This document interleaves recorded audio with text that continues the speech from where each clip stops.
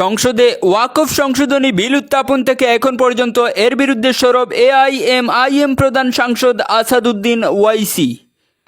ওয়াকফ সংশোধনীর বিরুদ্ধে কখনো সংসদে তীব্র বিতর্কে ওয়াইসি, কখনো দিল্লির যন্তর মন্তরে, আবার কখনো দেখা যায় লোকসভায় ওয়াকফ সংশোধনী বিল ছিঁড়তে। ওয়াকফ সংশোধনী বিল থেকে আইন হলে শেষ রক্ষা না করতে পেরে অবশেষে ওয়াকফ সংশোধনী আইনের বিরুদ্ধে সুপ্রিম কোর্টে মামলা করলেন এআইএমআইএম প্রধান সাংসদ আসাদুদ্দিন ওয়াইসি। মামলার শুনানির দিনেও শীর্ষ আদালতে দেখা যায় আসাদুদ্দিন ওয়াইসিকে।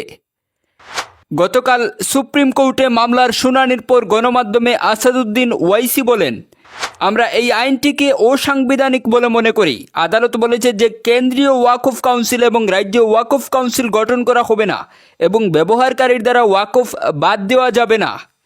জেপিসির আলোচনার সময় আমি সরকারের প্রস্তাবিত সমস্ত সংশোধনীর বিরোধিতা করে একটি প্রতিবেদন দিয়েছিলাম এবং বিলের উপর বিতর্কের সময় আমি বিলটিকে অসাংবিধানিক বলে অভিহিত করেছি।